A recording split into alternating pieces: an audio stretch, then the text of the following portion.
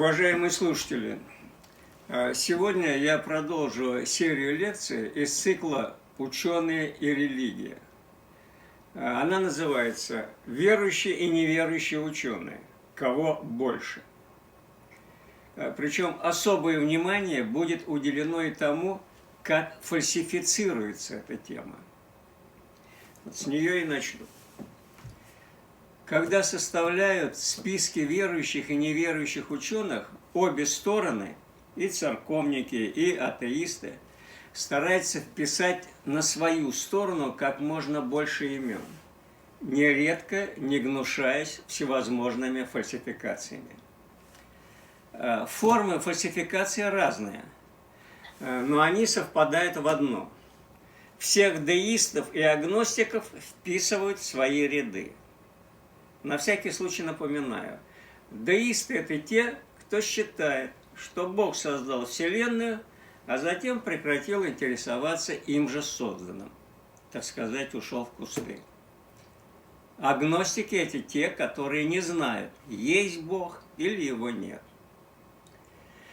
В результате, скажем, Спиноза оказывается в списках и церковников, и атеистов.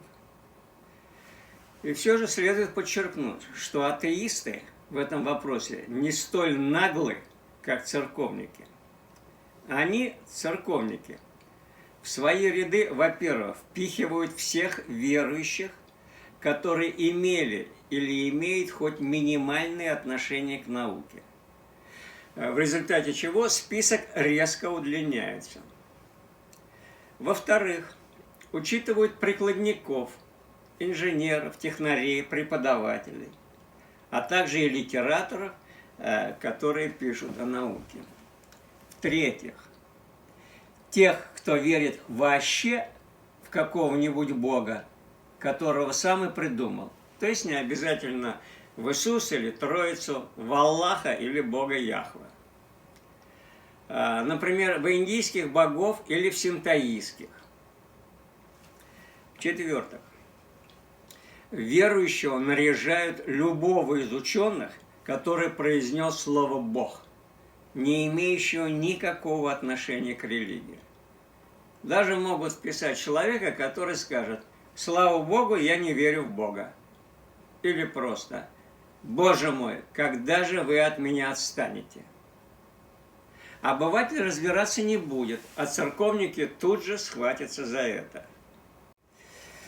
Надо сказать, что сама по себе статистика верующих-неверующих ученых стала своего рода полем искусного манипулирования со стороны научных экзегетов. При этом надо четко учитывать, какой организации, под чьим спонсорством осуществляется такой анализ или проводится соответствующая конференция.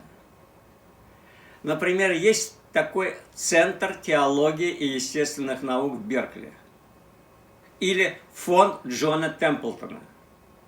Естественно, их исследования или опросы будут фальсифицированы в пользу утверждения о том, что большинство ученых верующие и что религия и наука, так сказать, близнецы-братья.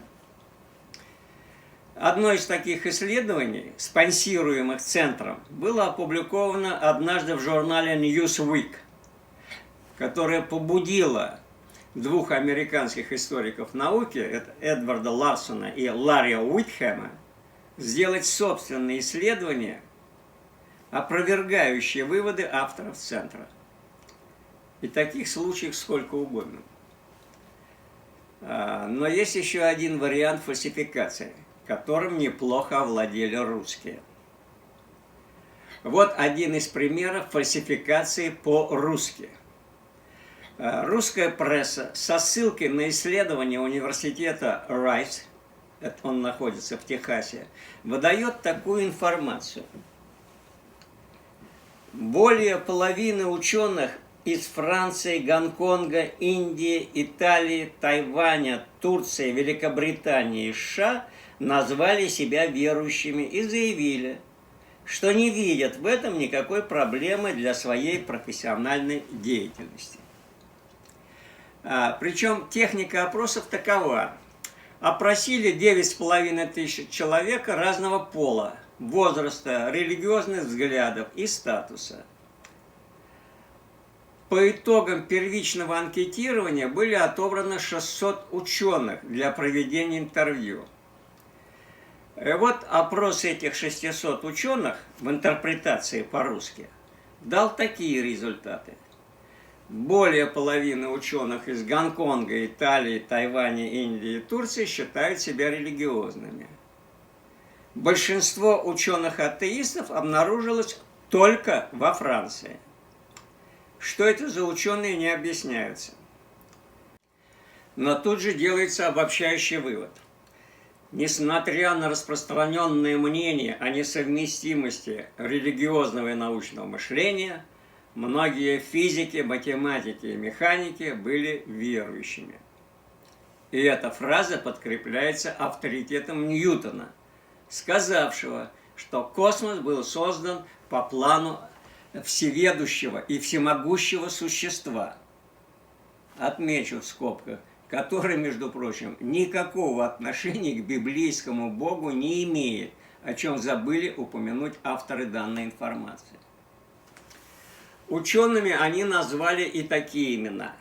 Исповедниками православия в XX веке были нефтяник Владимир Щелкачев, математики Дмитрий Егоров и Николай Лузин, геолог и тайный священник Глеб Каледа. Выдающимся ученым был и прославленный в лике святых хирург, епископ крымский Лука, его фамилия Войно-Ясенецкий. Какие же открытия сделали названные люди в области своих профессий, опять же умалчивается. Вот так подается в России информация, подчеркнутая из исследований университета Райс. А вот как действительно изложено это исследование по источнику. Опрос ученых был проведен в различных странах между 2013 и 2015 годами. В эти страны входили Франция, Гонконг, Индия, Италия, Тайвань, Турция, Великобритания, США. В общую выборку было включено 61 тысяча ученых. Опрошено 22,5 тысяч. Ответили на опросы 9,5 тысяч. Интервьюировано около 600 человек. Опрос проводился по 3 позициям. Верующий в высшую силу, агностик, атеист. Агностик, повторю, означает не знающий о том, есть ли Бог или его нет. Но в любом случае никаких богов не признающий. Для христианской и иудейской веры такой означает однозначного безбожника. Следовательно, он фактически атеист, как и оценивали их теофилы. Поэтому обычно агностиков и атеистов объединяют в один ряд. В результате верующие действительно составили больше половины опрошенных в Турции, Индии, Тайване, Италии, Гонконге. Меньше половины в США, Англии и Франции. А русские интерпретаторы этой информации назвали только Францию. В сноске оговаривается, что для Англии не учитывались члены Королевского общества, а для Индии – Индийской академии наук. То есть фактически из подсчета выпадает большое количество неверующих, поскольку в обеих организациях таких значительно больше, чем верующих. Тем не менее, даже из сказанного ясно, что неверующих в развитых странах значительно больше, чем в отсталых, о чем российские толкователи не удосужились сообщить. Тайвань и Гонконг – особый случай, который был объяснен авторами в заключении. Но главное, даже эта информация демонстрирует очевидную закономерность. Чем развитее страна, тем меньше в ней верующих, включая и ученых. Не случайно на Турцию и Индию приходится крайне незначительное количество научных открытий. Любопытно, что в заключении исследования университета Райс авторы не делают выводов о гармонии между наукой и религией, как умудрились это сделать русские толкователи. В оригинале выводы совершенно иные. Авторы пишут, что в США с высоким уровнем верующих происходит больше конфликтов между наукой и религией, чем в других исследованных странах. Потому что там существует культура пассивного секуляризма и большая свобода вероисповедания. Некоторые группы евангелистов-христиан, в частности, выступают против исследований эмбриональных стволовых клеток человека, а также против учений об эволюции в государственных школах. Американские ученые гораздо менее религиозны, чем население в целом. И разница в том, что религиозность здесь более остро выражена, чем в других странах, таких как Великобритания и Индия, что потенциально может привести к более острому конфликту между религией и наукой. Иная проблема существует в Англии и Франции. Там обеспокоены, в частности, тем, что недавний приток иммигрантов-мусульман может нанести серьезный ущерб науке. Во Франции, пишут исследователи, мы обнаружили устойчивый секуляризм с низким уровнем религиозности населения в целом и среди ученых, что уменьшает возможности возникновения конфликта между наукой и религией. Большая часть не знает и даже не задумывается о том, кто религиозен. Но проблемы возникают, когда ученые-мусульмане вносят свою религиозную практику в науку.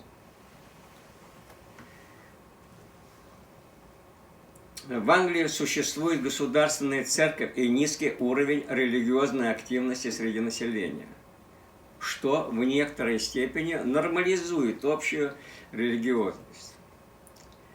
В Соединенном Королевстве среди населения и ученых Великобритании в том числе есть богатый опыт во взаимодействии с религиозными учеными. Но и здесь в настоящее время мусульманские эмигранты привнесли с собой более серьезный уровень религиозности в регион в целом и научное сообщество в частности, тем самым повышая уровень конфликтности между наукой и религией среди британских ученых. Ученые в Турции также обеспокоены влиянием ислама на их развивающиеся научные инфраструктуры. В Индии большинство ученых индуисты, а в Италии большинство ученых, по крайней мере формально, католики. Отношения между наукой и религией на Тайване и в Гонконге, в небольших государствах, которые раньше были колониями как азиатских, так и западных держав, сложнее. Здесь конфликт в основном происходит между теми, кто хочет вообще отказаться от религиозного колониального наследия, и теми, кто допускает смешение традиционных западных и местных китайских культурных верований и мировоззрений. Даже светский ученый в Гонконге или на Тайване вынужден соблюдать буддийские ритуалы или христианскую религию и праздники, чтобы поддерживать связь с общей религиозной традицией. Таким образом, исследование университета Райс указывает не на гармонию между наукой и религией, как представляют это российские СМИ, а именно как проблему в сфере науки и религии, которая, особенно для Европы, усугубляется притоком эмигрантов из исламских государств.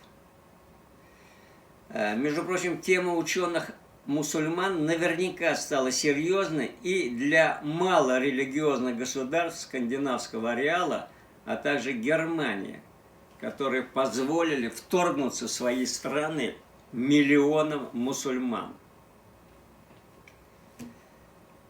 Теперь возвращаемся к реальной статистике. Лишенные трюков богословов, теософов и клириков. Предварительно отмечу, что обычно в контексте обсуждаемой темы не принимается в расчет страны с высоким уровнем атеизма и в целом низким уровнем религиозности. Например, в этой связи никогда, или почти, скажем так, никогда не говорится о Китае, Японии, Вьетнаме, скандинавских странах. Поскольку в таком случае картина верующие и неверующие ученые резко бы ухудшила утверждение богословов о гармонии между наукой и религией. Поэтому в основном фокус сконцентрирован на регионах распространения христианства, то есть Европу и Северную Америку. Но если подходить к этому вопросу без шулерства, и здесь картина для богословов не очень радостная. Я здесь пропускаю указанную в этом исследовании динамику статистических показателей за последние 100 лет. На слух они плохо воспринимаются. И которые демонстрируют постоянное снижение уровня верующих среди ученых названных континентов. В общих чертах, в Европе ситуация однозначна, в том смысле, что реальное количество неверующих ученых превосходит ученых верующих в пропорции 80 к 20%. Даже в таких странах, как Италия и Испания, хотя пропорция не такая контрастная, но тенденция та же. В отношении США это не столь очевидно, поскольку там относительно высокий уровень религиозности населения в целом. И потому и ученых должно быть не меньше относительно этого уровня. На самом деле это не так. Привожу одно из исследований, которое сделано уже после 2000 года американским социологом Элейн Экланд из того же университета Райс и изложенное в книге «Наука и религия». Вот в этой табличке, обратите внимание, вопросы поставлены довольно любопытно. В первом столбце вопрос: какое из следующих утверждений ближе всего подходит к выражению того, что вы верите в Бога?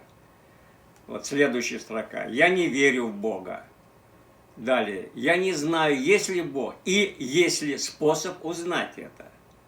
Следующее. Я верю в высшую силу, но это не Бог. Иногда я верю в Бога. У меня есть кое-какие сомнения, но я верю в Бога. И последнее стало ряд. Без всяких сомнений я верю в существование Бога. Табличка красноречиво говорит о том, что безбожников среди ученых значительно больше, чем верующих.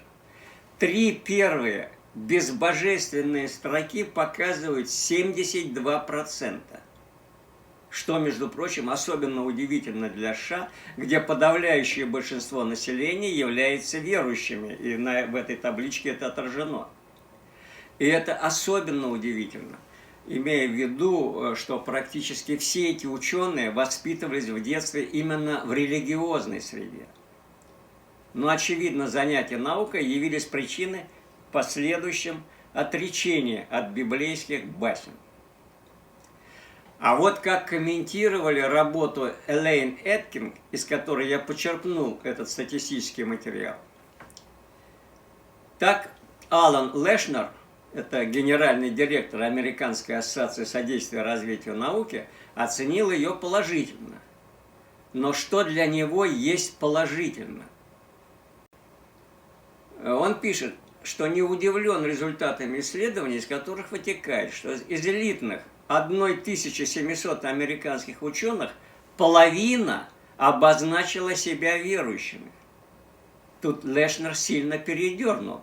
В исследовании указывается, что более половины, а точнее 64% являются атеистами или агностиками, а 72% вообще не верят в Бога. Где ж тут половина? Вот именно так и делаются фальсификации. Далее продолжает Лешнер. Действительно, некоторые группы назвали себя атеистами, но они воспринимают себя духовными. Для обывателя это означает верующими. И это, дескать, опровергает миф, что ученые отвергают духовность или что наука и религия имплицитно несочетаемы. Об этом вообще ни слова в данном исследовании. Вот так фабрикуются и распространяются фальсификации. Теперь есть смысл посмотреть, как прокомментировал это исследование математик Джейсон Розенхаус. Прежде всего его удивило то, что в разряд ученых не внесены были математики, которые, видимо, не входят в разряд ученых, по крайней мере, по классификации автора разбираемого исследования. Действительно, их почему-то обходят все социологи. Его не очень беспокоит то, что автор, я напоминаю ее имя, Элейн Экланд, проявила очевидное предпочтение тем, кто сладко говорит о религии. Он пишет, что и до чтения этого исследования было ясно, что нерелигиозных ученых значительно больше, чем религиозных. И в принципе статистика автора это подтвердила. Хотя, заметил он, не очень понятно, куда можно было отнести те 5%, помните, в таблице было 5%, кто заявил, что верит в Бога иногда. И у Розенхауса, естественно, возникли такие вопросы. Он пишет, что автор утверждает, что около 50% выдающихся ученых являются религиозными в традиционном смысле, что даже повторено на обложке книги. Возникает, естественно, вопрос, что означает религиозность в традиционном смысле? Поскольку такая традиционная религиозность не определена, то ее цифры просто вводят в заблуждение. Розенхаус, видимо, впервые столкнулся с тем, что науковеды от религии вообще даже не задумываются над определениями терминов, которыми они оперируют. И не только в силу предпочтительности к сладкоговорящим ученым, но просто в силу именно научной неграмотности. Они просто не понимают, что наука вообще начинается с определения терминов и слов исследуемого предмета. Теперь о термине «религиозно-либеральный ученый», которым часто оперируют некоторые прорелигиозные исследователи. Автор утверждает, что большинство ученых, относящихся к верующим, определяли себя как либерально верующие. Если это так, возмущается Розенхаус, и если большая часть населения консервативна в отношении науки, то как можно отрицать конфликт между наукой и религией? Конечно же, конфликт существует.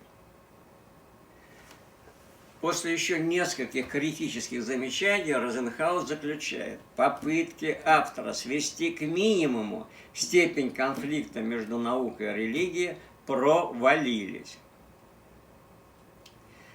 Я столь детально останавливаюсь на способах фальсификации по той причине, что многие верующие очень часто ссылаются на ученых, которые доказывают или полезность религии для науки, или как минимум их взаимодополняемость.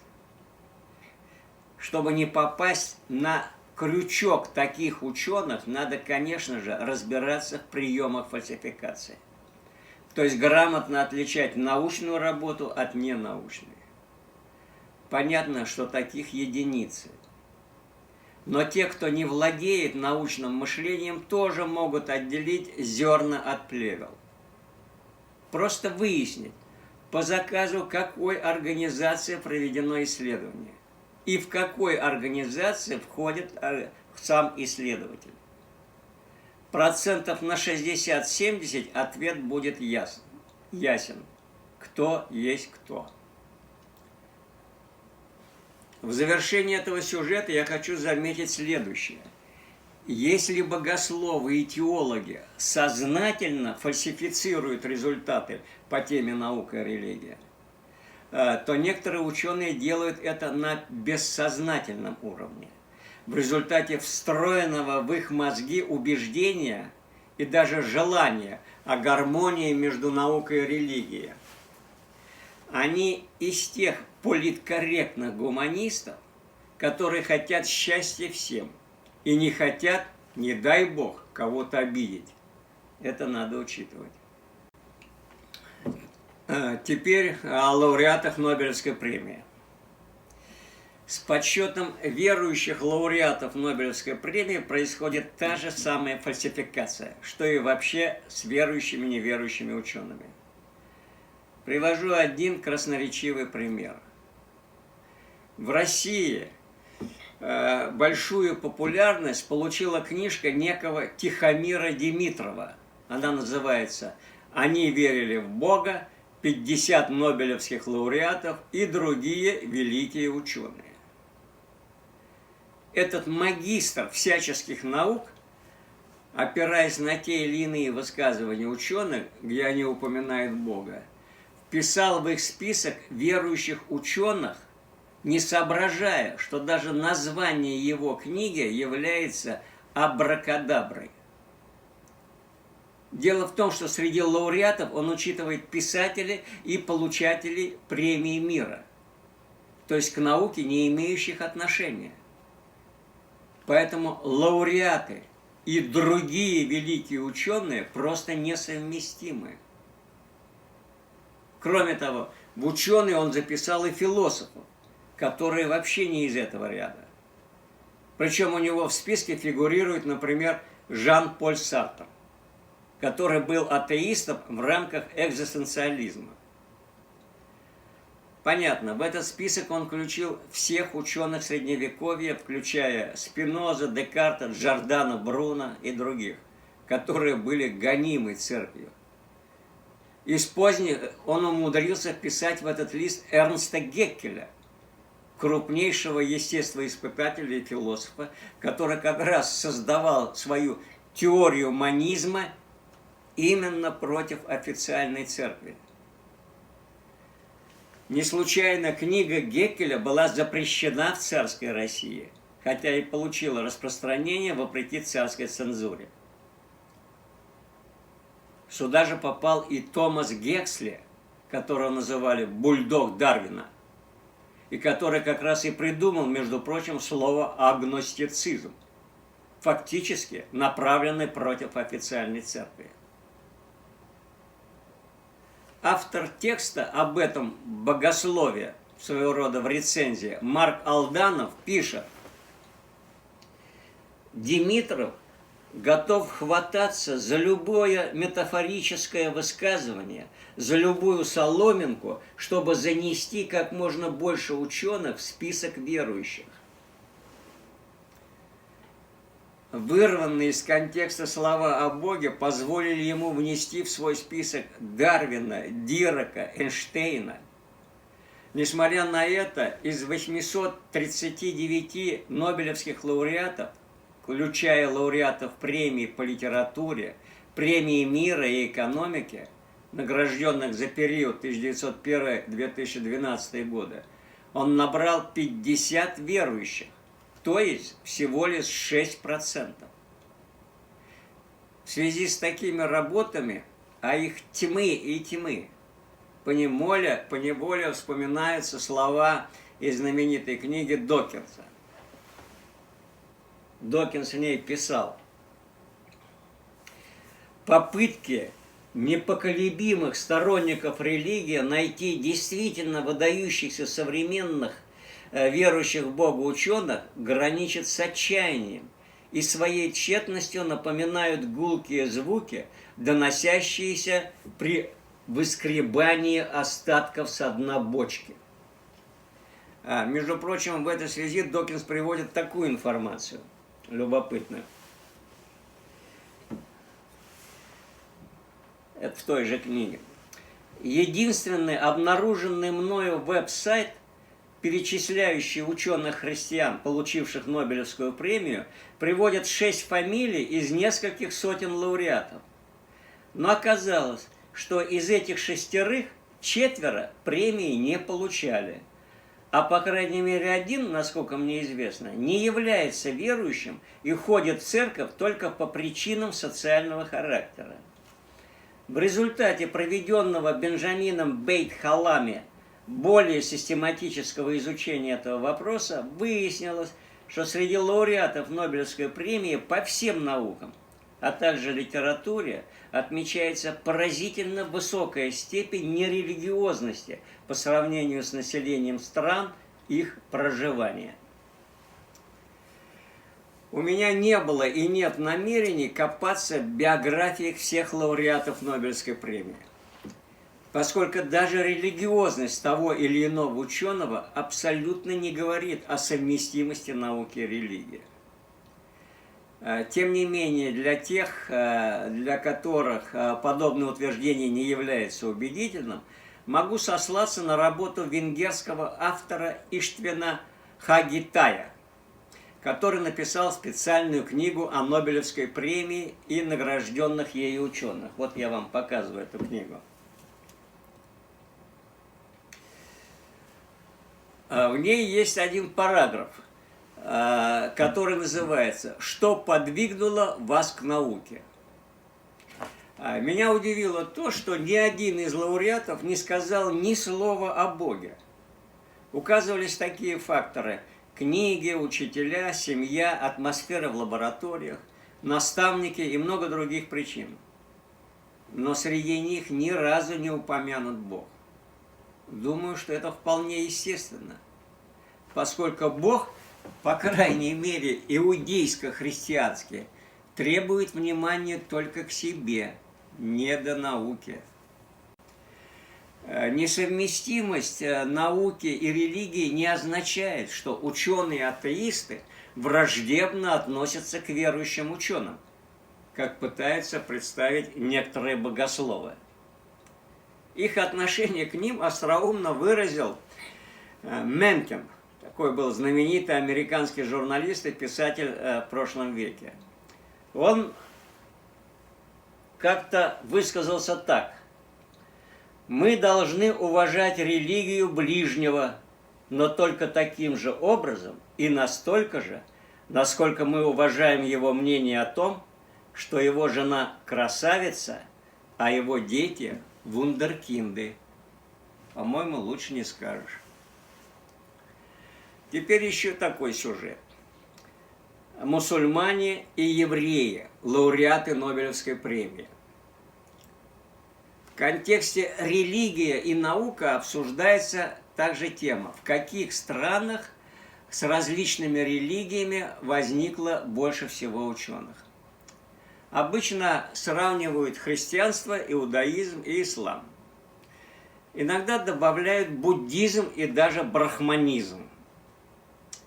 Последнее думаю только по одной причине, что один из брахманов стал Нобелевским лауреатом мира. В принципе, без всякой статистики очевидно, что подавляющее количество ученых будет из христианского ареала и минимальное из восточных религий. А если же брать цифры относительно населения, то бросится в глаза превосходство ученых из иудаизма. Так подсчитано, что из чуть более 900 лауреатов за период 1901-2000 годы 138 ученых евреи, а это 21,1% от всех. В то время как, например, мусульман всего 5 человек, причем естественников 2, а всего буддистов 7, из них естественников 4. Это если подходить формально. А если по сути, то во все эти списки попадают ученые, религиозность которых определяют по странам проживания. Если из Пакистана, значит мусульманин. Из Западной Европы или США – христианин. С евреями сложнее. Все они, имея в виду лауреатов, не из Израиля, а из США или стран Европы. При этом к иудаизму вряд ли хоть один из них имеет отношение. Большинство из них просто неверующие. Кроме того, двое из ислама – это пакистанец Абдус Салам, который получил Нобелевскую премию в 1975 году совместно с американцами, между прочим, евреями, Стивеном Вайнбергом и Шелдоном Глэшоу. Второй египтянин Ахмед Зевайл получил премию в 1999 году по химии. Добавлю, что за пределами 2000 года, в 2015 году, еще один мусульманин, Азиз Санкар, получил премию по химии. Как было сказано в представлении о нем, он турок-американец. Получил он ее вместе с двумя коллегами. Один швед, Томас Линдл, другой американец Пол Модрич. Дело в том, что названные ученые из исламских стран фактически к своим странам имели отношение весьма косвенное. Первый, Салам, учился в Кембридже и практически всю свою научную карьеру делал именно в Англии и частично в США. Двое вторых, Зевайл и Санкар, свои PhD получали в США и там же работали практически всю жизнь. Первый работал в Калифорнийском институте технологии, второй в Северной Каролине, в школе медицины при Северо-Каролинском университете. Другими словами, их образование, знания и достижения никакого отношения к религиям стран, где они родились, не имели. Они имели отношение к западному научно-техническому потенциалу, накопленному за историю существования Запада, начиная с древних греков. Его развитие не могла остановить даже христианская религия, хотя притормозить ее она сумела. Другое дело, насколько сильна степень торможения науки со стороны религии. В принципе, ответ на него опять же ясен, даже без всякой статистики. Ведь не случайно практически чуть ли не все открытия, по крайней мере за последние 4 столетия, происходили и происходят на Западе, а не в зоне мусульманского ареала. Не случайно в сфере той же НИОКР, НИОКР – это научно-исследовательские и опытно-конструкторские разработки, так вот в сфере той же НИОКР именно Запад, а ныне уже и Китай, находятся на передовых позициях, а мусульманские страны на последних. Причем к ним, к последним, примыкает и Индия. Неужели это не очевидно? Разве мусульманские страны запускают ракеты в космос? И разве мусульманские страны придумали новые технологии и средства коммуникации типа интернета, твиттера или фейсбука?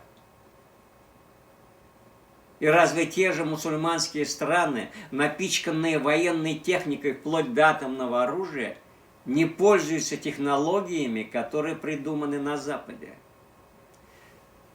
Вряд ли хоть один приверженец Аллаха назовет хоть одно открытие за последние, скажем, лет 100, которое бы как-то оказало влияние на развитие человечества. В связи со сказанным может возникнуть вопрос.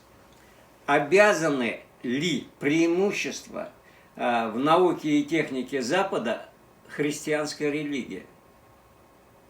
Отчасти да, поскольку сама наука в современном виде выползала из монастырей и учебных заведений, которые управлялись церковью.